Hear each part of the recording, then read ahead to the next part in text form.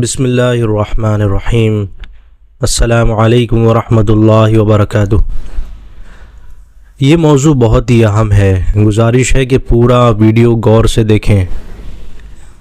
آج کا انسان مادی ترقی کے عروج پر پہنچ چکا ہے، مگر اس کے باوجود وہ بے چینی، اضطراب اور ذہنی دباؤ کی شدت میں اضافہ ہوتا جا رہا ہے۔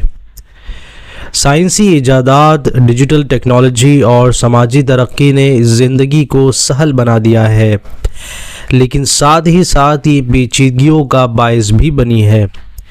ایک طرف مہنگائی، مسابقت اور غیر یقینی مستقبل کا دباؤ، تو دوسری طرف سوشل میڈیا اور مصنوعی خوشی کے رجحان نے زندگی کے ذہنی سکون کو ناپید کر دیا ہے۔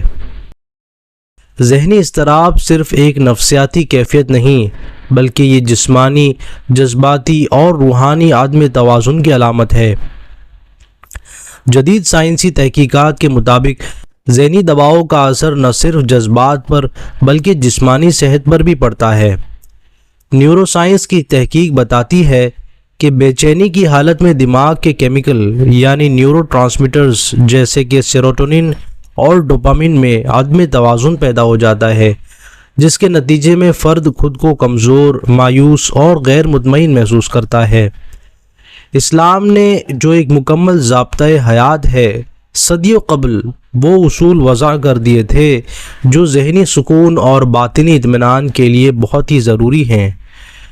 نماز، ذکر، دعا، صبر و شکر جیسے روحانی عوامل جدید نفسیاتی تحقیقات سے ہم آہنگ ہیں۔ قدیم اور جدید ادوار میں ذہنی اضطراب ایک ارتقائی جائزہ۔ نمبر 1، یونانی فلسفہ اور ذہنی صحت کا نظریہ۔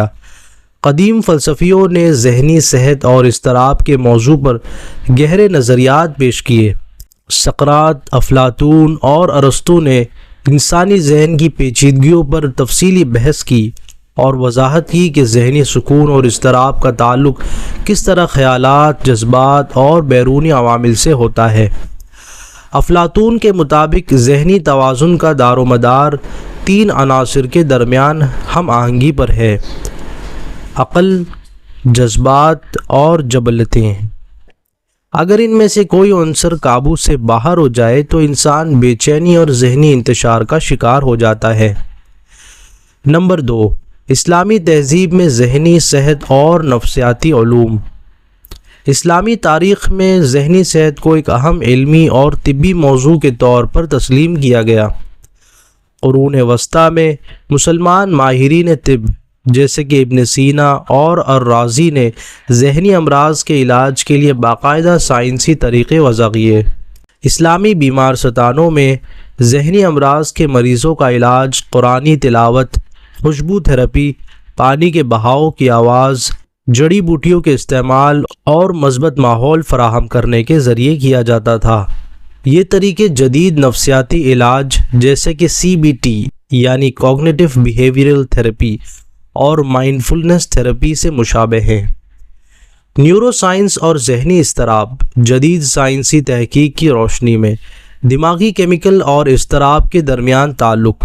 جدید سائنسی تحقیق نے ثابت کیا ہے کہ ذہنی اضطراب کا تعلق صرف خیالات اور جذبات سے نہیں، بلکہ یہ ایک حیاتیاتی یعنی بایولوجیکل مسئلہ بھی ہے۔ نیورو سائنس کے مطابق جب کوئی فرد دباؤ میں ہوتا ہے تو اس کے دماغ میں کورٹیسول ہارمون کی مقدار بڑھ جاتی ہے، جو خوف، بے چینی اور دباؤ میں اضافے کا سبب بنتی ہے۔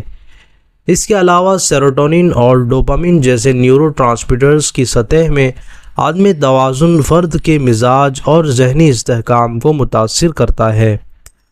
ہارورڈ میڈیکل اسکول کی تحقیق کے مطابق روحانی مشقیں، مراقبہ اور عبادات کرنے سے نیورونز کو مثبت تحریک ملتی ہے، جس کے نتیجے میں بے چینی میں کمی آتی ہے اور ذہنی سکون حاصل ہوتا ہے۔ یہی حقیقت قرآن پاک میں بیان کی گئی ہے۔ ترجمہ: بے شک دلوں کا سکون اللہ تعالیٰ کے ذکر میں ہے۔ سورہ رعد آیت نمبر 28۔ سوشل میڈیا اور مصنوعی خوشی کا فریب۔ نمبر 1، ڈیجیٹل دور میں اضطراب کے نئے اسباب۔ آج کے دور میں سوشل میڈیا انسانی ذہن پر گہرے نفسیاتی اثرات مرتب کر رہا ہے اور یہ جدید بے چینی کی ایک بہت بڑی وجہ بن چکا ہے۔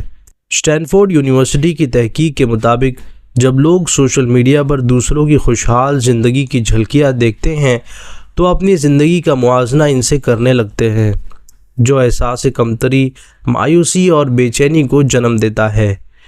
نمبر 2، اسلامی تعلیمات اور قناعت پسندی کی اہمیت۔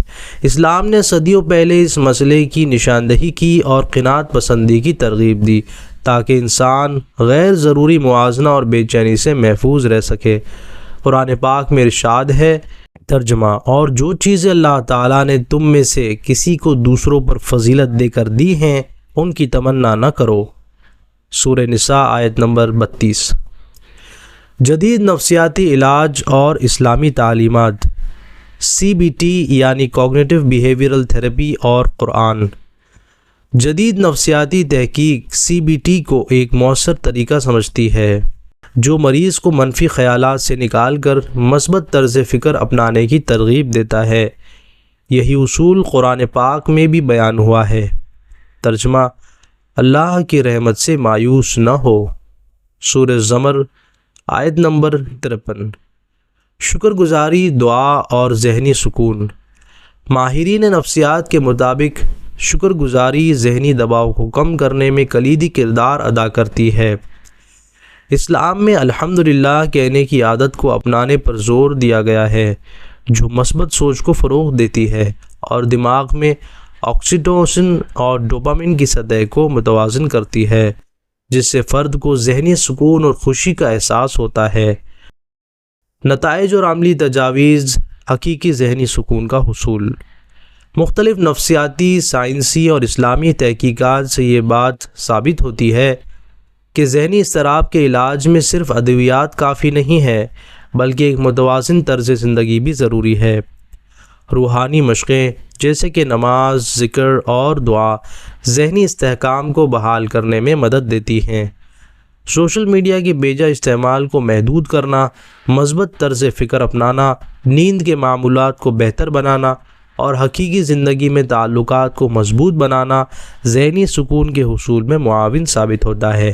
اسلام میں دیے گئے اصول جدید نفسیات اور نیورو سائنس سے مکمل مطابقت رکھتے ہیں۔ قرآن، حدیث اور سائنسی تحقیق اس حقیقت کی گواہی دیتے ہیں کہ سکون دولت، شہرت یا کامیابی میں نہیں، بلکہ ایک متوازن، قناعت پسند اور بامقصد زندگی گزارنے میں ہے۔ جدید دنیا جس ذہنی سکون کی تلاش میں ہے، اسلام نے صدیوں پہلے اس کے اصول متعین کر دیے تھے۔ اب یہ ہمارے اختیار میں ہے کہ ہم ان اصولوں کو اپنائیں اور ذہنی اضطراب کے چیلنجز کا شعوری اور عملی انداز میں سامنا کریں۔ اس ویڈیو میں اتنا ہی۔